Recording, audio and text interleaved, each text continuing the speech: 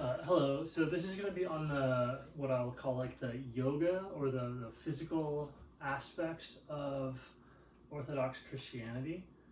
Um, Orthodox Christianity is a I'll call it like a mystery school centered around unification with God, which they call theosis. And so it's that's very similar to like Buddhism, Taoism, in terms of wanting to realize or directly apprehend the truth. Right? Like it's one of those mystery schools at its core, right? At the level like of the church where people are like super taking it seriously and they're not just there as some sort of club. Um, it's a mystery tradition like that. It's a pursuit of enlightenment.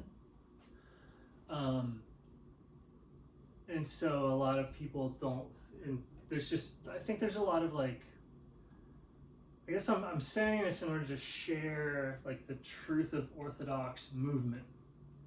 Right? Since everybody's kind of mix and matching systems, we've taken a lot of Tai Chi, we've taken a lot of Pilates.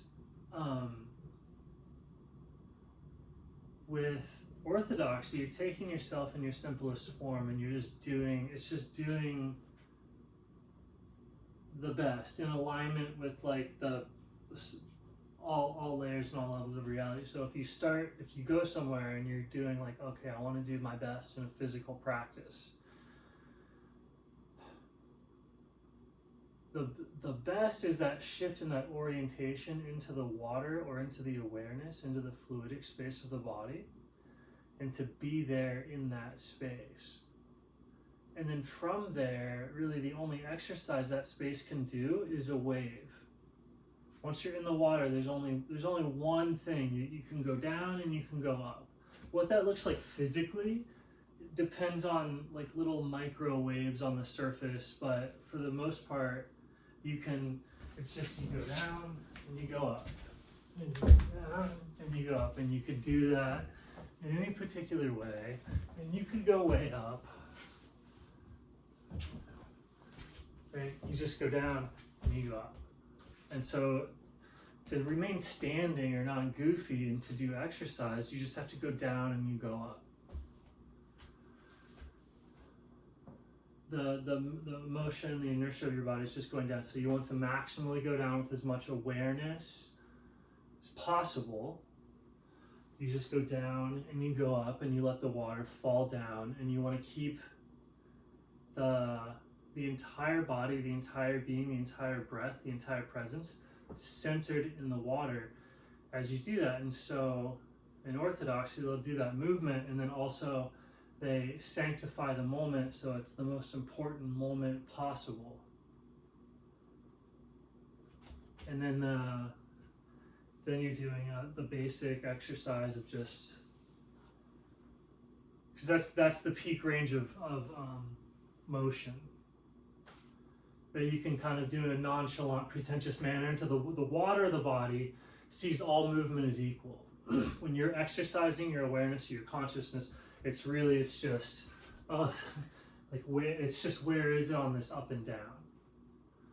And so the movements become a utilitarian thing to just accomplish this up and down. So there's some benefit or like whatever of like, yeah, you need to be within whatever ways, but to the water of the body, it's just, this is where I have my range of motion. So you just practice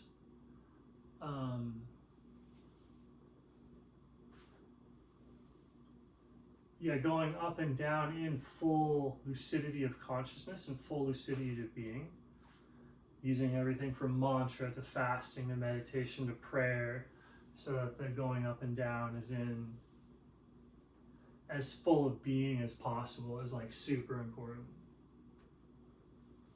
But it's the same thing as when people are doing like straight-legged deadlifts, right? It's the exact same, like Orthodox Christians bow for the exact same reason that people do straight-legged deadlifts, but you're lifting a different type of weight, and it's physical, it's incarnated, so it's like real.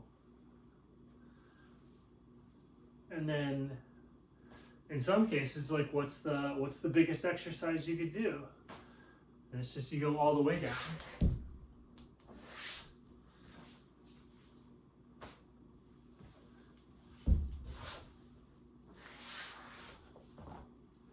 Staying with the water of my being the whole time, which is just another word that people call mindful. But it's the same. If you wanted to get in the best shape possible, you would just do staying with the fluid. And same thing with like why jump rope is so effective. But it's just staying present with being.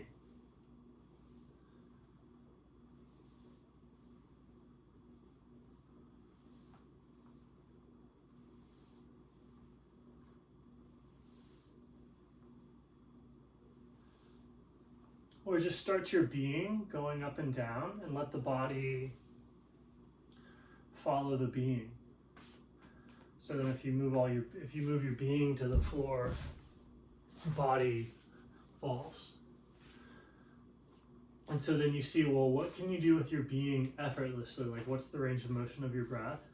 And it's really just, you have breath that you can kind of do effortlessly, and then you can, if you're balanced and you're on point, you can go down and come up effortlessly, and that is part of the breath you can find. And so it's,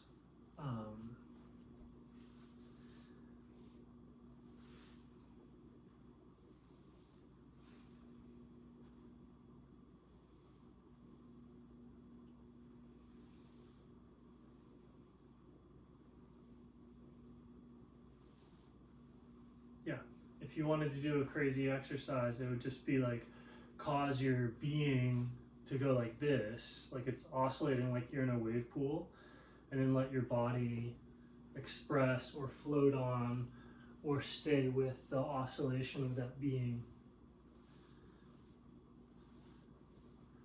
For like, you know, they do hundreds of oscillations.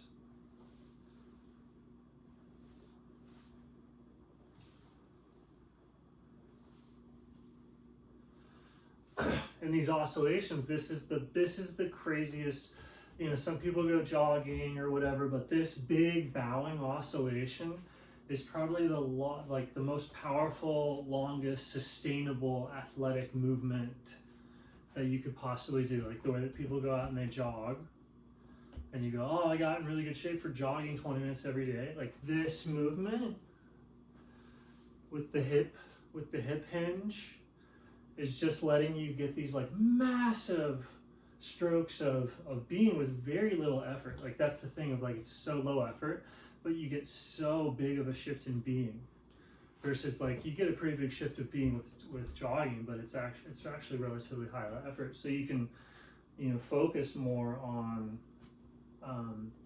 whatever, or go with these big shifts of being and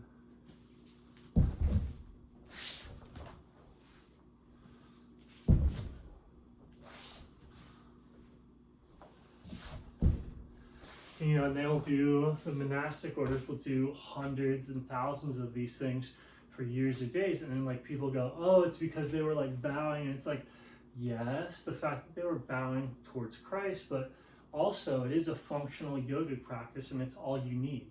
All you need is to sit, you're just waving this until finally the light bulb turns on and you go, I'm being.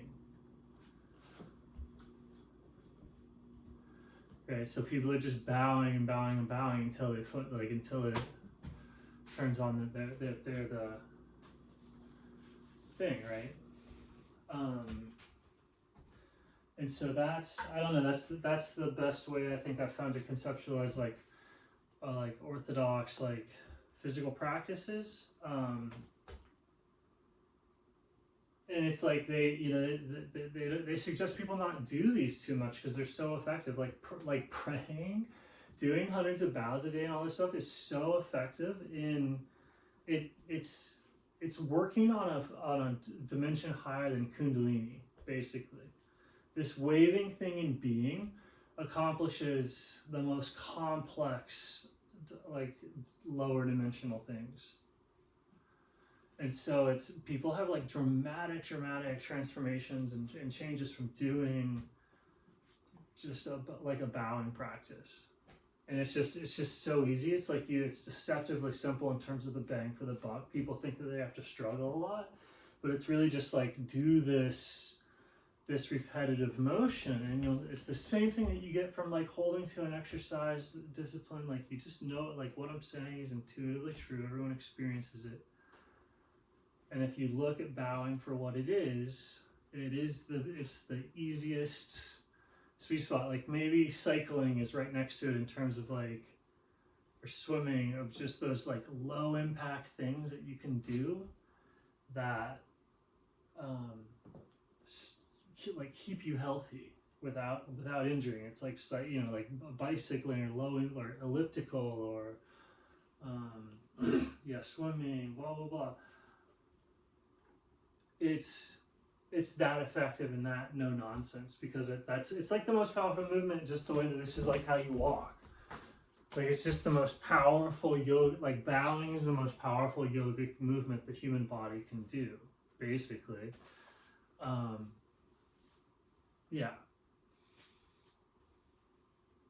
Yeah, the whole being is there. It's just there's and then the other big one would be to fall all the way to the floor, prostate. And then these practices like legit are like so effective that people become enlightened like all the time doing them like by accident, which is pretty crazy. But it's the mindfulness around it, the prayerfulness of the moment, the entering of the holy place in the heart, all that stuff is all insanely important. But at its goal, like just that bowing motion and prostrating motion in terms of like a cardio practice, that's what the world should extract out of Eastern Orthodoxy. It was going to throw to the movement scene. We would go, oh yeah, this is the thing, like they invented this, and it goes, well, they invented like who are they bowing to? And everyone would have to go Christ. And then so then you have like, that's how suddenly like Jesus takes over the movement scene, right?